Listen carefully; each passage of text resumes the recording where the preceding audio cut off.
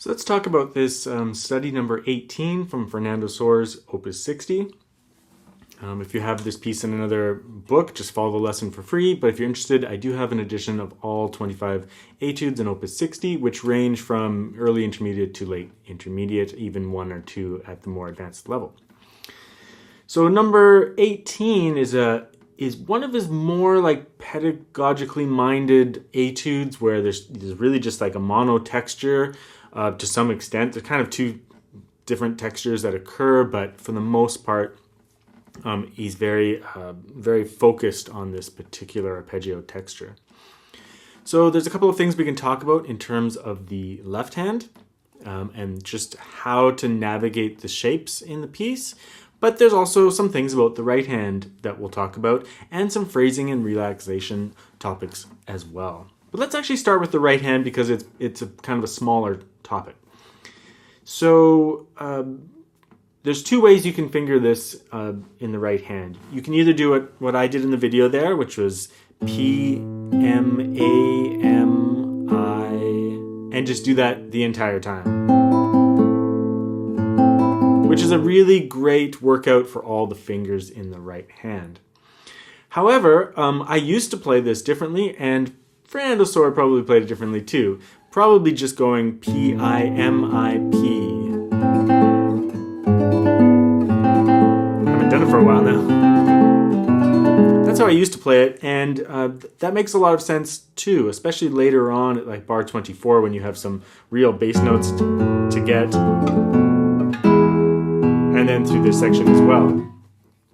So those are your options really, P, I, M, I, P, or like I did, P, M, A, M, I.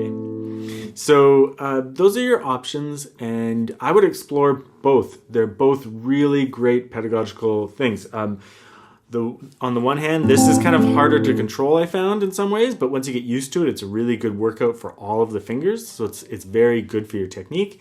And the other way is just like a lot of moving thumbs, so you can treat it almost like a thumb accuracy combined with an arpeggio pattern. When you get to bar 25, you have a different issue though. So I ended up repeating my I finger. I went P, I, A, I, P, I, A, P, I, A, I. But that's a pretty fast repeated finger. And usually in classical guitar, we try to avoid repeating a finger. But in this particular texture, because of the string spacing, it's a little bit tough. I did experiment with going P, I, A, I, and then using M and A.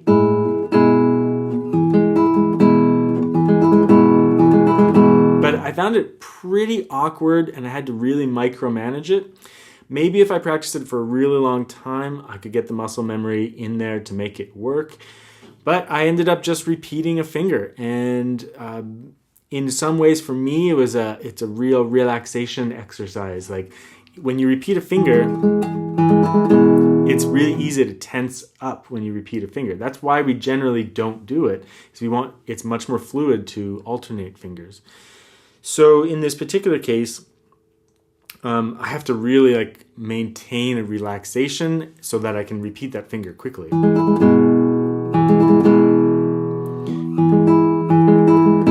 If you use a different finger, it's just a different type of exercise. I would be interested to see someone not repeat a finger there. But again, it was quite a bit of work and it just didn't feel right for the texture. So you can experiment if you like with P, I, A, I, and then using M, A. Or you could do P, A, M, A, P, I, A. But either way, you're going to have to deal with some kind of weird spacing. And when you increase the tempo, it does get a little bit difficult. So I just ended up repeating a finger and working it out as best I can. And certainly that is the thing that limits your tempo the most, is that section. But let's move on to the left hand, which is actually more of what Sor's original focus is in the collection when he makes a note.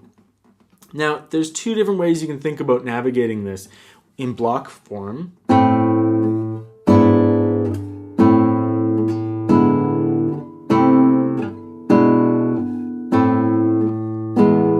practice it in block forms, taking all the notes within the half note beat and just playing it as a block chord, just to teach your hand the muscle memory shapes. It's almost like a jazz experience. It's like one shape, one shape, one shape, one shape, like continuous chord playing. That's good for your hands, but when you actually go to play the piece, in order to be legato at faster tempos, you probably are just going to get the bass note of the next chord first, and then the rest of the notes. Bass, bass, and even places like there when you have a jumped finger, you're gonna have to focus on just getting that bass note and then the rest of the fingers. So it's kind of a two-part motion in the left hand. Bass, chord, bass, chord, bass, chord. But I would practice it in the two different ways. The block chord shapes really teaches you and your muscle memory the shape of the actual chord. So when you spring off one chord and you spring off the strings, in midair you're going to make the next shape. And all of your fingers in midair need to go into the correct shape so that you can just drop into the strings. That's very important that you be able to make the chord shape while shifting. You must be able to do that in order to anticipate what the next hand shape is going to be.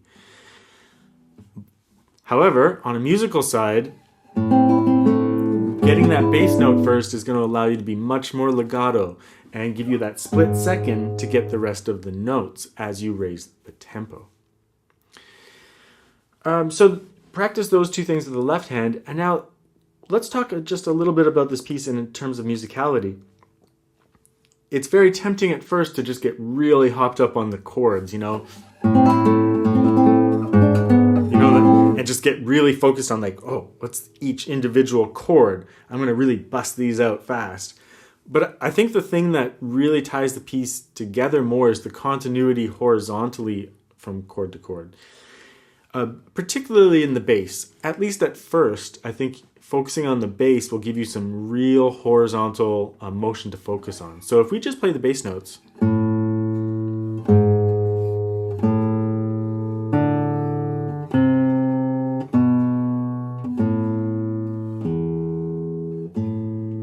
And then when you're thinking about that, D, C, B, A, E, try to connect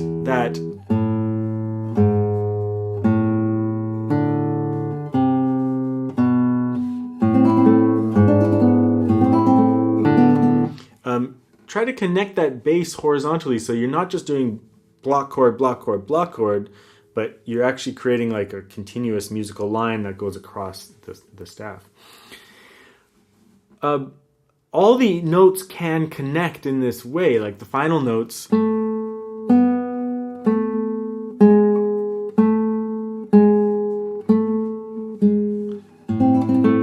That note to this note. They all do connect, but it's going to be interrupted by the change in the chord shapes. So there's no way you can really hold on to it and sustain it fully. You can create the illusion of the sustain, but in reality you can't. So the bass voice is the one that you can really truly connect, and I think that should be one of your first tasks, is to make sure that you're connecting the bass notes and not just getting wrapped up in the arpeggio and the speed and things like that. Is streamed through with a really solid bass line that's legato. I don't think there's really anything else to say. We can do a walkthrough, but it's really just follow the left-hand fingering I've included in my edition, and then you just have to choose one of those right-hand fingerings we talked about. So let's just go through the piece.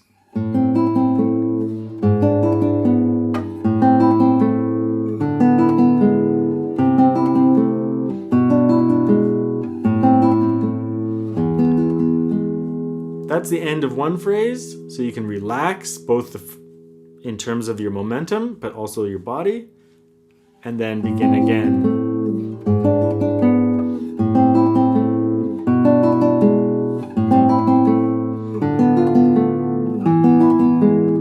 Relax both the music and your body. It's pretty taxing when you have an etude that's all one texture, so you need to make sure you're relaxing at the end of each phrase. I put out that video last week of combining relaxation with phrasing. And I use this piece as an example because, you know, every 4 bars in this piece is the end of a phrase. That's where you can relax the music and relax your body. And it's great to relax the music too because it can be kind of repetitive in this piece. So giving a 4-bar phrase and then relaxing there and then another 4-bar phrase presents the piece in chunks rather than like each individual chord.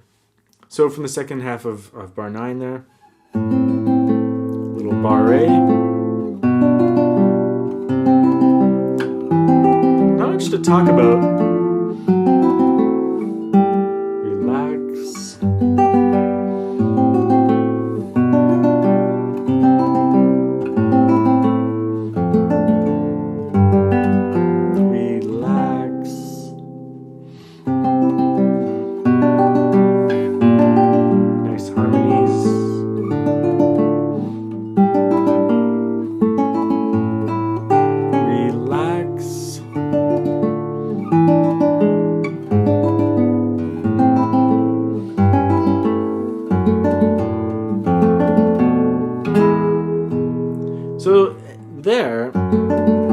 That's kind of a stretch with the I finger, or it's a little awkward to reach the 5th string.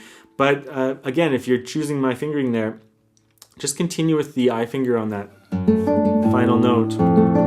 It's good practice for coordination and expansion of the right hand. Here we have the repeated notes.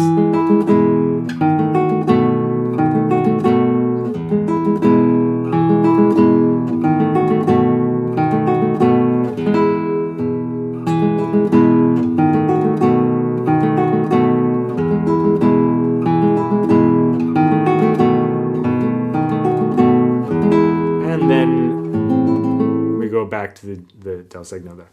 So in that section, repeating the finger, it's just one of those things. Like I've heard lots of recordings, even of professionals, where they slow the tempo down. They just relax in that section when they get there. I tried not to. In my video, you can see I don't know if I speed up, but I try to really keep it.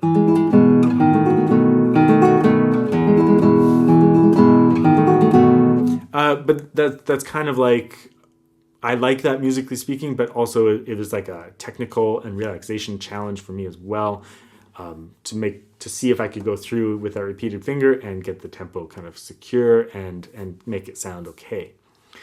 So lots of things you can work on both in the left hand and the right hand in this piece.